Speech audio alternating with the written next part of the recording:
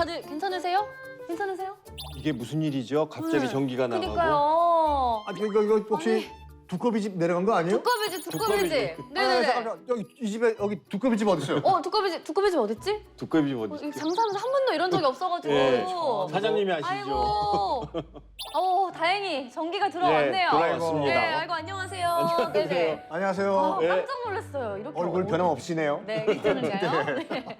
아니 오늘 하마터면 커피 한 잔도 못 팔고 샀다 내릴 뻔했잖아요. 네. 이제 자가 발전기라도 준비해야 되는 건지 그러니까 모르겠네요. 데뷔를 못했네요 예. 저희가. 자 근데 이런 일을 겪고 나니까 문득 궁금해지는 게요. 우리 실생활에서 전등은 물론이고 또 추울 때는 전기장판, 더울 때는 에어컨, 전기차까지 저희가 사는 데는 정말 많은 전기들을 쓰잖아요. 이런 전기를 만드는 발전소에도 건설 기술이 사용이 될까요? 그럼요. 발전소도 굉장히 중요한 건설 시설 중에 하나죠. 오. 그리고 우리나라 발전소 건설 기술도 세계 최고 수준의 대단한 수준까지 와 있습니다. 네. 오늘은 우리 생활을 환하게 밝히는 발전소 건설 이야기를 해보도록 하겠습니다. 자, 우리가 발전소 얘기하기 전에 전기를 만드는 발전소 얘기하기 전에 우리 사장님은 네. 야, 이 인류가 전기를 언제 처음 발견했는지 혹시 아세요? 제가 정확히 알고 있어요. 언제? 정전기? 정전기? 네. 막 이렇게 가다가 갑자기 틀어다가 그때 전기. 그때가 언제예요? 이게 정전기구나라는 걸 우리가 네. 발견했던 때가 그던 때가 에디슨? 이거는 전구인가요? 에디슨? 예. 그 좀 더 가보세요 한번요. 오. 너무 어렵습니다. 아이고, 네. 자, 우리 인류가 전기란 것이 있는 걸 처음 발견했을 때는 기원전 550년경 고대 그리스에서 발견됐어요. 그리스요. 전기가 그때 발견이 됐다는 것도 신기하고 그걸 지금 어떻게 발견을 했는지도 궁금한데요? 기록에 남아 있어요. 예, 기록이 남아 있어요. 고대 그리스 철학자 탈레스가 호박이에요. 네. 호박 같은 네 얼굴 할 때 그 호박이 아니라 그 이 보석류 호박 있잖아요. 네. 이 호박에 작은 뭐가 물체가 붙어요. 이렇게 천도 붙고 막 이런 식으로. 이 호박이 왜 이렇게 붙지? 하다가 이 호박에 작은 물체를 문지르니까 네. 이게 뭔가 접착력이 생긴다. 이게 무엇일까? 이게 바로 정전기가 아닐까라고 하면서 원시적인 전기란 개념을 그때 처음 발견을 했습니다. 예.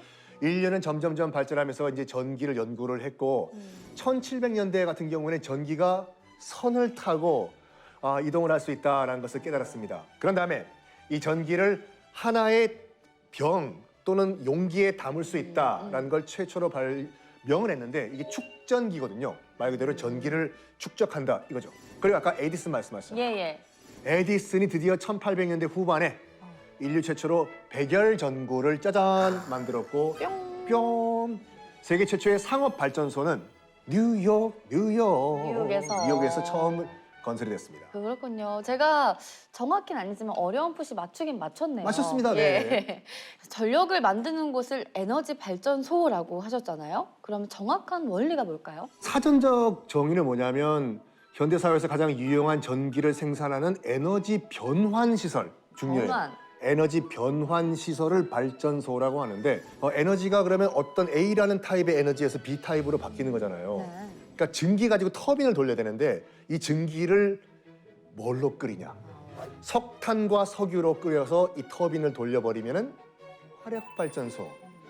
그리고 높은 데서 아래로 떨어지는 뭐라고 할까 그 물의 낙차 에너지를 이용해서 터빈을 돌리면은 수력 발전소. 그리고 원자력 발전소가 많은 분들이 원자 폭탄을 빵 터트려 가지고 발전을 하시는 거로 알고 계시는데 아니에요.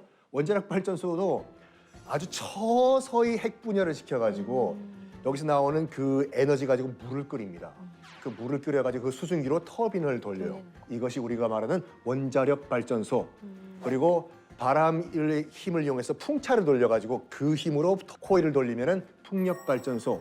뭐 그게 이렇게 네 종류의 발전소가 있는데 우리나라는 다 보유하고 있죠. 우리나라는 그러면은 이 대규모 발전소들이 언제부터 만들어졌고 또 어떻게 사용이 되었는지를 좀 이야기를 해보면 좋을 것 같거든요. 언제부터? 서울 시민들한테 가장 친숙한 거는 지금도 서울 시내에 남아있는 당인리 화력발전소. 예. 근데 이게 처음 시작된 건 일제강점기 1930년에 1호, 2호기를 지었고 해방 후에 우리 손으로 1970년대 4호기까지 건설이 돼요. 그래서 그 당시에는 서울 지역 전력 공급의 75%를 담당하는 큰 규모의 발전소였고요.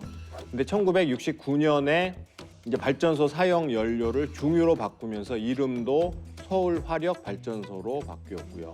근데 얼마 지나지 않아서 70년에 1호기, 2호기가 폐쇄됐고 건물은 아직 남아 있어요. 지금 가보면은 아주 그 특이한 모양의 옛날 발전소 건물이 서울 시내 한복판에 아직도 남아 있고 1982년에는 3호기마저 철거. 근데 2013년에는 반대로 네. 세계 최초로 땡땡땡에 성공했습니다. 그게 뭘까요? 재건설, 재건축, 비슷한데 바로 지하화. 지하화. 그래서 바로 지하에다가 화력발전소를 지었어요. 와. 그래가지고 지상 건물은 굉장히 멋있어요. 이렇게 꽃병처럼 생기고. 근데 그 지하가 발전소인 거예요.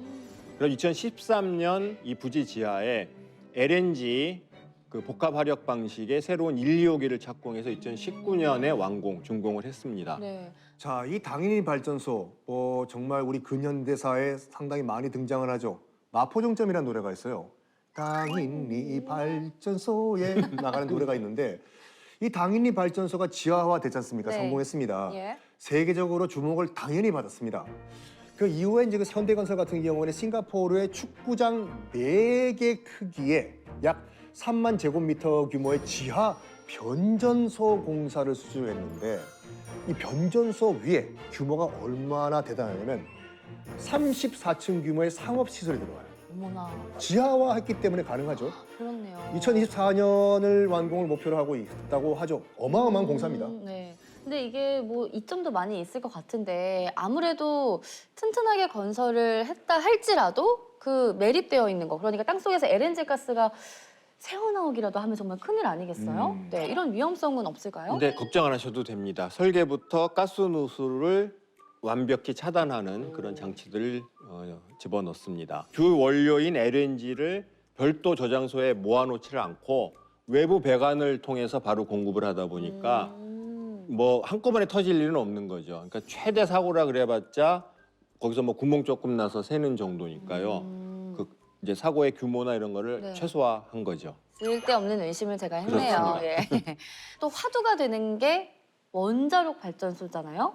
우리나라는 언제부터 이 원자력 발전소가 처음 만들어졌을까요? 이제 우리나라 원전하면은 가장 친숙한 고리발전소 원전. 1호기가 이때 세워집니다. 근데 이때만 해도 아직 외국 건설사 주도하에 지어져서 예. 국내 건설사 참여 비중이 10% 정도밖에 안 됐다고 합니다.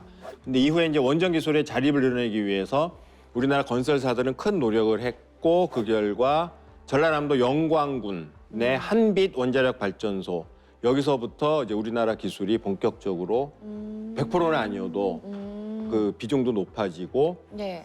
우리나라 기술이 이제 그 이때부터 발전을 하기 시작하는 거죠. 네. 그러면은 순수 100% 우리나라 기술이 사용이 된 거예요? 아닌 거예요? 그거는 1994년 완공된 3호기, 4호기부터 아. 순수 국내 기술진에서 건설이 되었고 이게 이제 기존의 방법이 뭐냐 원자로를 먼저 건물을 짓고 네. 옆에다 구멍을 뚫어서 원자로를 넣는 거예요.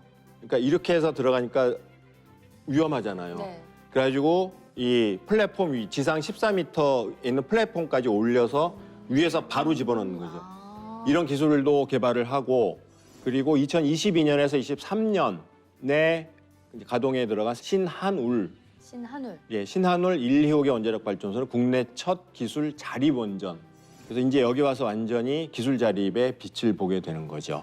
원자력 발전 건설의 핵심인 계측 제어, 냉각제 펌프 이게 모두 국산화해서 시공 기술 및 설계 및 기자재 그러니까 원자로까지 건물뿐만 아니라 원자로까지 해서 100%. 그러니까 이 신한울 원자력 발전소를 건설함으로써의 발판으로 원전 건설 기술의 자립을 이뤄냈고 아랍에미리트의 한국형 원전을 수출하기도 했다고요? 2009년도에 아랍에미리트 이제 바라카라는 지역이 있는데 거기에 한국형 원전을 건설하는 원전 사업 수주 성공을 해요. 그러니까 우리나라 최초의 원전 수출이었습니다. 네.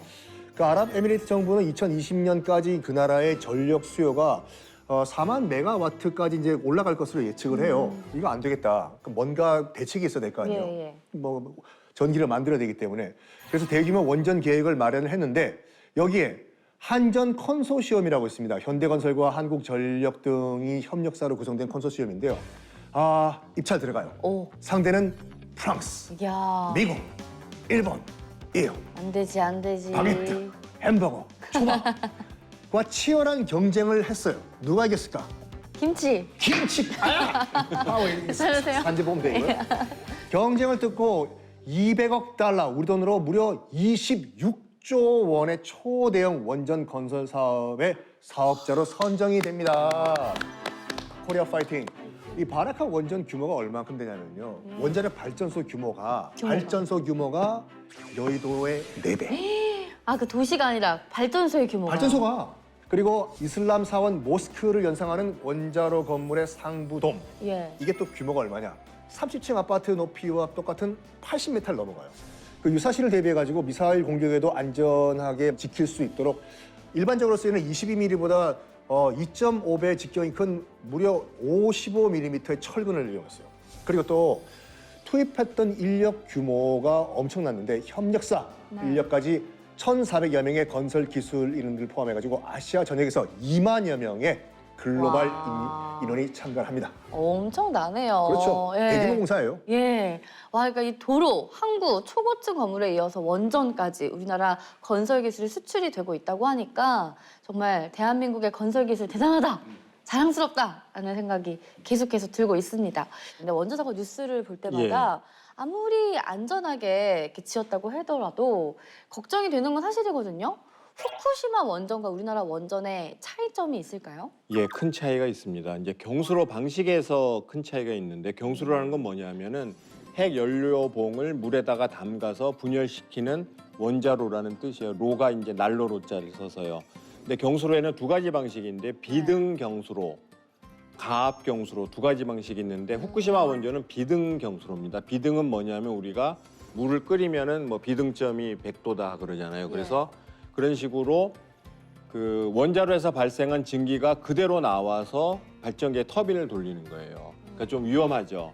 근데 가압경수로 방식은 원자로에서 뜨겁게 달궈진 물을 파이프를 통해서 그러니까 우리가 아파트 온돌 온도 까는 것처럼. 하는 것처럼 그래가지고 효율은 떨어지지만은 사고 시 방사능에 오염된 물이 유출될 확률이 현재 낮아서 굉장히 안전한 방식이죠. 예. 우리나라에서 차세대 에너지 발전소가 개발 중에 있다고요? 어떻게 하셨어요? 소식이 여기는 맞습니다. 빠릅니다. 맞습니다. 이제 이른바 염분차 발전이라는 기술인데 염분차 말 그대로 이제 해수, 바닷물이죠. 담수, 그다음에 그 민물이요. 네. 그 안에 있는 그 염분차, 소금이 얼만큼 들어있냐 이 차이를 통해서 얻는 에너지를 가지고 전기를 생산하는 것이 바로 해양 신재생 에너지 염분차 발전인데 해수와 담수가 만나는 곳이 어딜까요? 강이랑 바다. 역시 똑똑해. 강이랑 바다가 만나는 곳, 가까이 있는 곳이면 어디든지 전기를 생산할 수가 있습니다. 동해안에는 세계 최대 규모의 염분차 발전 단지가 아직은 아니지만 곧 세워진다고 하죠. 근데 발전소가 만들어지는 것까지는 좋은데 쓰임이 다 했을 때 해체하는 작업도 되게 큰일일 것 같거든요. 맞습니다. 건설은 이제 시설물을 구조물을 짓는 것뿐만 아니라 철거, 해체 기술도 굉장히 중요한데요. 특히 원전 해체는 일반적인 빌딩이랑 다르게 그 오염된 시설을 제거해야 하는 건데 굉장히 섬세하고 첨단 기술이 필요한 거죠. 그냥 붕괴시킬 수는 없잖아요. 그렇죠. 그래서 결국 원전 해체의 핵심은 방사성 폐기물의 양을 줄이는 게 결국 핵심이죠. 그래서 방사능 물질에 오염된 부위만 골라서 떼내는 마치 수술처럼 이걸 제염이라고 하는데 일단 이제 제염을 잘하면은 방사성 폐기물 양은 줄어들고 그다음에 방사성 때를 밀기 위해서 제염제를 넣은 물을 번갈아 투입해서 거품 목욕을 하듯이 계속 벗겨내는 거예요. 근데 그래도 남아 있어요, 방사능이. 이럴 경우에 이제 그 남아 있는 곳이 바로 원자로 핵심 시설인 거죠. 이런 경우에는 원자로는 처음부터 끝까지 로봇이 들어가서 해체를 합니다. 그래가지고 원자를 하나하나 절단을 하고 잘라낸 조각은 바로 그 자리에서 드럼통에 넣어요. 네.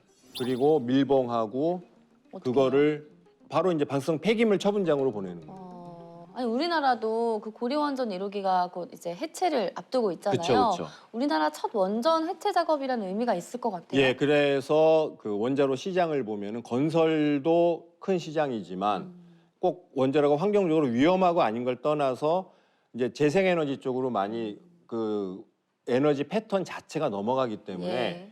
원자로 건설 기술은 그렇게 성장이 많지는 않을 거예요, 시장. 근데 해체는 시장이 점점 늘어나는 거예요. 그렇네요. 그래서 우리가 고리 1호기를 성공적으로 해체를 하면은 또 그 기술 가지고 세계 원자로 해체 시장에 뛰어들어서 또 한번 활약을 할 걸로 기대를 하고 있습니다. 네, 건설에서부터 해체까지 우리나라 건설 기술인들의 원전 건설 기술이 아주 세계로 더 쭉쭉 뻗어나가길 늘 응원하도록 하겠습니다. 자, 오늘 두 분은 어떻게 보내셨어요? 이제 해체할 시간이거든요, 저희가. 네. 그래서 저희가 뭐 집에서 매일 쓰는 그 전기의 고마움 어, 이런 거 그 밑에 또 바탕에는 건설 기술이 있다는 걸 오늘 깨닫고 또 뿌듯했습니다. 저 같은 경우에는 뭐 우리 형님도 기억나시겠지만 추억에 원자력 발전으로 움직이는 로봇가 있었어요. 뭐였죠? 아톰이라고. 아, 가슴에 핵 발전소를 네, 아톰은 요만한 핵 발전소를 가슴에 꽂고 다녀요. 가지고 심장이었잖아요. 심장이에요. 강 박사, 네? 강 박사. 강 박사 기억하시네. 아니, 오늘 말씀하시는 신청곡은 좀 아톰이랑 관련이 있나요? 그렇지가 않습니다. 아, 그래요? 어떤 곡이죠? 우리나라 그 추억의 가요 가운데서 네. 발전소를 배경으로 한 노래가 있었어요. 아까 말씀드린 것 같이 어. 은방울 잠의 마포종점이요. 마포종점. 밤 깊은 마포종점 마포종점, 갈 것 없는 밤전차 당인이 발전소에 불빛만 아련한데 아, 1절까지 다 하시는 줄 알았어요. 네? 요 은방울 자매 네, 이 노래 들으면서 여기서 인사드리도록 하겠습니다. 다음에 또 커피 드시러 놀러 오세요. 감사합니다. 수고 많으셨습니다.